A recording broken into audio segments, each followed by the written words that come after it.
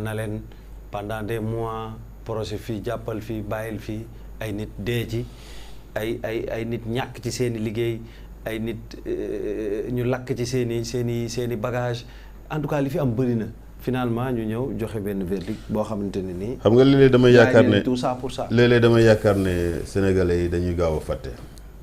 ci wolof yi laa dégg ñuy naan ku ndobin rey sa maam boo gisee lu ñuul daw. Khalifa Sall. dañ ko toppee lan la caisse d'avance. waxuñu dafa lubal xaalis de ni mu doon gérer caisse d'avance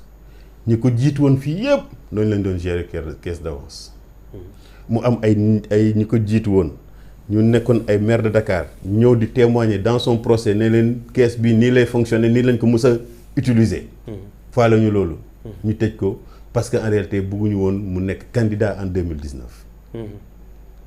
Karim Wade. bi ñu ko accusé ne 4000 milliards la sàcc ci réew keesu Sénégal. wër nañu àdduna yëpp dugg ci banque yëpp vérifier mosuñoo gis benn xaalis boo xam ne Karim Wade moo ko jël ci Sénégal dem denc ko fa. mais c'était parce que l'intention c'était d'écarter. xam nga bu ñu jógee ñu naan nit ñi way violence kan moo fi nekk violent au Sénégal. kan moo fi ne je vais réduire l'opposition à sa plus simple expression. loolu kaddu mënul gën a violent loolu tey jii bu nit taxaw ne je vais réduire la presse à sa plus simple expression du fanaan këram je vais réduire l'opposition te mu neex la rek nga toog nii nga ne da nga demoon conseil des ministres déconcentré à Kaffrine je vais réduire l'opposition à sa plus simple expression te yemul ci wax ci wàllu boobu la topp PDS bi daanaka dara desatul PDS. bi ñu demee élection locale ñëpp gis nañ seen résultat yi tey jii les 27 députés qu'ils ont c'est grâce à l'intercoalition Yewwi Wallu mais bi ñu demee locale lañ am loolu c'est ça. Ensuite aujourd'hui les centaines d'arrestations dans le PASTEF c'est quoi? C'est réduire l'opposition à sa plus simple expression. Même parti yoo xam ne dañoo bokk ak moom ci coalition Benno Bokk Yaakaar qu'est-ce qu'il représente aujourd'hui au Sénégal? lu mel ni parti socialiste lu mel ni AFP qu'est-ce qu'il représente aujourd'hui au Sénégal? C'est réduire l'opposition à sa plus simple expression. loolu amul discours bu gën a violent boobu non seulement da nga def discours mais da nga koy jëfee tous les jours. Tous les responsables de PASTEF à part Ousmane Sonko sont en prison ou en tout cas ont fait la prison. te ba pare wax naa ko fii quelles que soient les contradictions que Abdoulaye Wade avait avec le président Abdou Diouf jamais ñu tere Abdoulaye Wade nekk candidat mais aujourd'hui ñu jël ay article 29 article 30 dugal ci ay affaires yu bëri pour mën a tere nit ki mu nekk candidat bu bañ a inscrire sur les listes électorales léegi nag ñu koy dem lijjanti ci justice ba tax na tey jii boo nekkee acteur politique ñu war la traîner en justice da ngay naan mbaadu je vais pas tomber sous le coup de l'article 29 ou de l'article 30 loolu moo dul yoon. arrestation sur arrestation surtout yu cibler les opposants rawatina les membres de PASTEF ça vous étonne pas? mais c'est ça le projet de réduire l'opposition à sa plus simple expression te loolu dafa war a dakk gis nga jàmm boo koy wut yow yaay njëkk dox jàmm. dox jàmm mooy nga bañ a teg nit ñi fitna li Ousmane Sonko subir en termes de brimade en termes d'exaction en termes de jaay doole benn opposant mosu ko am fii Sénégal amul opposant bu ko mos a am Sénégal donc c'est à se dire que s'opposer à Macky Sall est devenu un crime au Sénégal. Et pour s'opposer à Macky Sall déjà jàpp nañ ne troisième candidature moom c'est acté. nu acté. ndax validé na ko moom selon ses dires. ak ses comportements ak ses gestes. xam nga damay dégg nit ñi naan woy Barthélémy Dias sax newoon na fii Macky Sall dafay am troisième candidature en 2024 dafa doon artu Sénégalais yi boo leen wotalee Macky Sall ne soyez pas surpris que 2024 mu ne dina nekk candidat il a donné des raisons. ou en tout cas ses partisans dañoo jox Barthélémy Dias dëgg parce que loolu la doon artu Sénégalais yi lii boo leen ko voté boo leen ko joxee oui bu leen jaaxle bu toogee 2024 ne mun naa nekk candidat mais ça ne veut pas dire que bu loolu amee aussi Barthélémy Dias day croiser les bras ni mu combattre la troisième candidature de Abdoulaye Wade noonu la koy combattre Ousmane Sonko il a attiré l'attention des Sénégalais que nii nu mu bëggee def nii mun na ko jox possibilité mu def interprétation ne mun naa nekk candidat en 2024 parce que en réalité et d'ailleurs lu ñuy wax ci la décision du conseil constitutionnel dafa ne que la durée du mandat waxul le nombre de mandats la durée du mandat ne peut pas être appliquée au mandat en cours durée du mandat moo tax donc wàññiwul mandat bi à 5 ans mu continuer mu def 7 ans parce que en réalité constitution boobu permettre ko mu wàññi la durée du mandat parce qu'il a été élu sur la base de la constitution de 2001 te constitution 2001 boobu moom moo ne que le nombre de mandats est limité à 2 donc boo defee mandat président de la République ñaar rek nga mën a def te foofu la yem loolu la constitution 2001 wax moom mu ñëw mu ne dafa verrouiller affaire bi parce qu'il a dit nul ne peut faire exercer plus de 2 mandats consécutifs waxul ne léegi 2 mandats mais dafa ne 2 mandats consécutifs nit mënu ko raw 2012 bu mu ñëwee takkaluñu ko càkk bi dañ ko takkal càkk bi donc mandat boobu continuer na compté na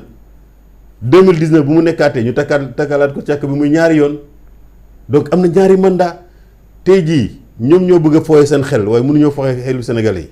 yi ñu ne la durée du mandat est de 5 ans point à la ligne man bu dee jàngalekat bi mooy wax point à la ligne mooy ne dañu jàll ci leneen nul ne peut exercer plus de 2 mandats consécutifs bu dee droit la dañ ne 2e alinéa mais bu ñu bëggee jël article boobu rek nee na loolu moo bokk c'est-à-dire que aussi bu ñu ko defoon ci ñaari articles yu différents day naan c'est dans la même constitution gis nga kenn waxul ne 2 mandats de 5 ans dañ ne la durée du mandat est de 5 ans léegi durée du mandat de 5 ans boobu mënuñu ko appliquer ci mandat en cours sinon il allait faire des élections en 2017 ñu ne la durée du mandat est de 5 ans mais boobu conseil constitutionnel ne kenn mënu ko appliquer ci mandat en cours après ñu jàll à la ligne ne nul ne peut exercer plus de 2 mandats consécutifs mooy ñaari yëf yu bokkul la léegi nag boobu ba léegi ñu naan Macky Sall waxagul nga yaakaar ne yow jibi Macky Sall bu ko leeroon ne moom dara mënu koo tere nekk candidat te yoon may na ko nga yaakaar ne il va pas déclarer sa candidature pourquoi muy préparer nit ñi à ça parce que lenn la mën a def tey jii moom mooy que ne ñiy porter sa candidature di ko wax sénégalais yi ne Macky Sall mën a nekk candidat parce que yoon may na ko ñoom ñooy dem wutal ko parrainage ñu ne am nañu parrainage pour Macky Sall ñu dem wutal ko caution xëy na dañ ko jël sax feneen ñu indi caution bi ne léegi ñun ñooy déposer candidature Macky Sall parce que ba léegi waxul dara ba conseil constitutionnel nit ñi Macky Sall est candidat nga yaakaar ne Sénégalais dañ koy nangu. d'accord fi mu toll nii le 3 avril Macky Sall war a janook Sénégalais foofu la ñuy jeexalee xam naa lan mooy nekk attente yi lan ngay xaarandi ci moom ci discours am boobu noonu mu àddu ci 3e mandat bi wala mu àddu ci leneen. warum na àddu ci 3e mandat bi dans un discours solennel de la République il va faire un discours en tant que président de la République il va s'adresser à l'opinion nationale et à l'opinion internationale donc c'est le président qui s'adresse à son peuple et au reste du monde dafa am loo xam ne bu dee dëkku yoon lañ nekk te ñuy respecter loi je pense pas que c'est le 3 avril qu'il va le dire par contre il peut descendre sur le terrain politique pour wax nit ñi ne lan la fas yéene def ci 2024 et je crois que tey jii bu bëggee am woy boo xam ne dafay nekk ndam pour moom ak ndam pour Sénégal moom mooy que ne mu sàmmonteeg loo xam ne waxoon na ko Sénégalais yi bu mu leen di voteloo ces réformes constitutionnelles parce qu'en réalité il n'y en a pas voté une nouvelle constitution en 2016 on a voté des réformes constitutionnelles je crois qu'il y avait 15 articles qui étaient soumis au référendum au Sénégal dans le cadre donc de la constitution de 2001 que Abdoulaye Wade avait laissé là donc waxoon na leen ne moom du def moins que Abdoulaye Wade du def enfin il va pas faire plus que Abdoulaye Wade parce que Abdoulaye Wade 2 mandats la def bëggoon na def 3e candidature nit ñi xeex ko mu teg sa 3e candidature parce que conseil constitutionnel accepté na ko mais après bu ñu demee Sénégalais yi xañ ko 3e mandat je crois pas que Macky Sall doit être dans ces dispositions-là parce que il faisait partie des Sénégalais qui ont combattu la 3e candidature de Abdoulaye Wade moom ànd nag Sénégalais yi xeex 3e candidature Abdoulaye Wade bi 3e candidature Abdoulaye Wade bi jàllee également Sénégalais yi jox ko doole pour mu gagner Abdoulaye Wade empêcher ko mu def 3e mandat donc ne serait-ce que delloo Sénégalais yi njukkal moom warul sax tudd ay troisième candidature wala troisième mandat loolu mooy sama gis-gis ci mbir mi et je crois que aujourd'hui Sénégalais yi ne seront pas surpris. La surprise c'est que Macky Sall a déclaré sa candidature mais les Sénégalais ne seront pas surpris si Macky Sall conformément à ce qu'il leur a dit te newoon na fii bindoon na livre ne du def troisième mandat newoon na nit ñi ne bu jàllee 2019 ce sera son second et dernier mandat n'est-ce pas malheureusement bi 31 décembre jotee seen benn naataango posé ko question boobu xam naa ne bu xamoon ne tontu bi moo ko ci fekk il n'allait pas poser la question moom lay tontee ne ni oui ni non et ensuite on a vu que aujourd'hui il a tout le processus électoral en main parce que nit ñi dañuy fàtte loolu Abdoulaye Wade li taxoon mu gëm ne élection moom mooy mën a tax mu renverser Abdou Diouf même bu bokkee ci élection yi parce que lépp loo xam ne ay gàllankoor la opposition mënoon rencontrer Abdoulaye Wade fexe na bi Abdou Diouf d'accord ci mu ne ko da ngay nommer benn ministre boo xam ne du bokk ci il y a d'abord le code consensuel de 92 ensuite il n'a jamais été interdit de présenter sa candidature et puis il a demandé à ce que le fichier électoral soit disponible pour les partis d'opposition Abdou Diouf nangu na ko que un ministre non partisan nekk ministre de l'intérieur chargé des élections Abdoulaye Wade il a fait la même chose parce que même Macky Sall ci boppam moo ne woon que nañu jëlee élections yi ci loxo Ousmane Ngom bi nga xam ne moo nekkoon ministre de l'intérieur Abdoulaye Wade nommé un ministre chargé des élections d'ailleurs Macky Sall avait contesté cela pour dire que ce ministre Cheikh Gueye était encore sous la tutelle du ministre de l'Intérieur. Mais malgré tout, quand même, il n'a pas laissé les élections entre les mains d'un partisan. Mais Macky Sall nee na loolu du ma ko def Sénégalais dégg nañ ko n'est-ce pas processus électoral bi tey jii le fichier électoral n'est pas à la disposition des partis d'opposition n'est-ce pas le nombre de bureaux de vote ak seen répartition bi xamuñu ko moo tax déjà aux élections législatives on a pu faire ce qu'ils ont fait au Fouta pour que ñu mën a am seen 83 députés yi n'est-ce pas je pense que je disais tout à l'heure que démocratie affaire de gentleman la donc na teg loolu yëpp ci à la disposition des gens mu bañ a confisquer le processus électoral mettre ko à la disposition de tous les acteurs politiques bu ko defee nit ñi seen xel dina gën a dal.